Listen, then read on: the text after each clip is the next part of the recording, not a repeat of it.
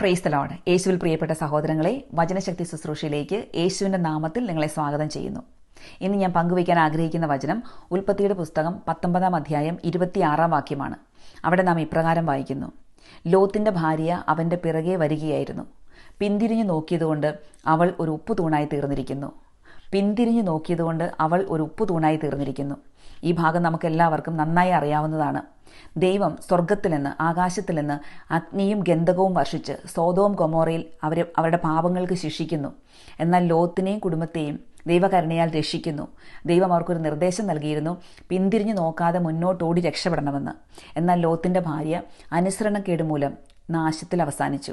അവൾ പിന്തിരിഞ്ഞു നോക്കിയതുകൊണ്ട്, പഴയകാല ജീവിതത്തിലേക്ക് എന്തൊക്കെയാണോ ഇട്ടിട്ട് പോകുന്നത് അവിടേക്ക് പിന്തിരിഞ്ഞു നോക്കിയതുകൊണ്ട്, എത്തി നോക്കിയതുകൊണ്ട് അവളുടെ ആത്മാവ് നാശത്തിൽ അവസാനിച്ചു. എൻ്റെ പ്രിയപ്പെട്ട സഹോദരങ്ങളെ, ഇന്ന് ഈ വചനം ശ്രമിക്കുമ്പോൾ ദൈവത്തിൻ്റെ പരിശുദ്ധാത്മാവ് എന്നോടും നിങ്ങളോടും എന്താണ് സംസാരിക്കുന്നത്? ദൈവത്തിൻ്റെ ആത്മാവ് നമ്മളോട് പറയുകയാണ്, ദൈവത്തിൻ്റെ കരുണയാലും സ്നേഹത്താലും പാപത്തിൻ്റെ അടിമത്തത്തിൽ നിന്നും ബന്ധനങ്ങളിൽ നിന്നും ദൈവം നമ്മളെ രക്ഷിച്ച് നിത്യജീവനിലേക്കുള്ള വഴിയിലേക്ക് ആക്കിയിരിക്കുകയാണ്. അവിടെ നമ്മളോട് ദൈവം ആവശ്യപ്പെടുകയാണ്, അനുസരിക്കാൻ ആവശ്യപ്പെടുകയാണ്.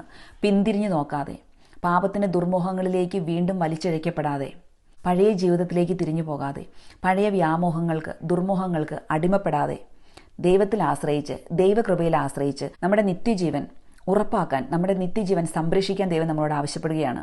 ഇവിടെ പഴയ ജീവിതത്തിലേക്ക് തിരിച്ചു പോകാതെ ദൈവകൃപയിൽ ആശ്രയിച്ച് ഈ തീർത്ഥയാത്ര വിശ്വാസത്തിൻ്റെ ശക്തിയാൽ പരിശുദ്ധാത്മാവിനാൽ നിറഞ്ഞ് പൂർത്തിയാക്കാൻ നമുക്ക് ശ്രമിക്കാം. വിശുദ്ധ പത്രോസ്ലീഹ നമ്മളോട് ആവശ്യപ്പെടുകയാണ്, പഴയ കാലങ്ങളിൽ, മുൻകാലങ്ങളിൽ നിങ്ങൾക്കുണ്ടായിരുന്ന അജ്ഞതയുടെ വ്യാമോഹങ്ങൾക്ക് അനുസരണയുള്ള മക്കളെന്ന നിലയിൽ വിധേയരാകാതിരിക്കുവിൻ. അനുസരണക്കേട് മൂലം ലോത്തിൻ്റെ ഭാര്യയ്ക്ക് നാശമുണ്ടായി. അതേപോലെ നമ്മുടെ ജീവിതത്തിൽ അനുസരണക്കേട് മൂലം ആത്മാവിൻ്റെ നാശം ഉണ്ടാകാതിരിക്കാൻ വേണ്ടി ദൈവകൃപയിൽ ആശ്രയിച്ച് പരിശുദ്ധാത്മ ശക്തിയിൽ നിറഞ്ഞ് ദൈവത്തെ അനുസരിക്കാം. ദൈവം അതിന് നമ്മളെ എല്ലാവരെയും സമർത്ഥമായി അനുഗ്രഹിക്കട്ടെ. ദൈവം നമ്മളെ വചനശക്തിയാൽ നിറയ്ക്കട്ടെ, പരിശുദ്ധാത്മാവിനാൽ നിറയ്ക്കട്ടെ. ഒരു നിമിഷം നമുക്ക് എല്ലാവർക്കും പ്രാർത്ഥിക്കാം.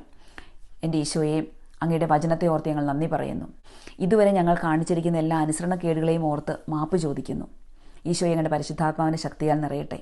എല്ലാ വ്യാമോഹങ്ങളെയും, എല്ലാ പ്രലോഭനങ്ങളെയും അതിജീവിക്കാൻ ദൈവത്തിൻ്റെ പരിശുദ്ധാത്മാവിൻ്റെ ശക്തി ഞങ്ങളിൽ നിറയട്ടെ.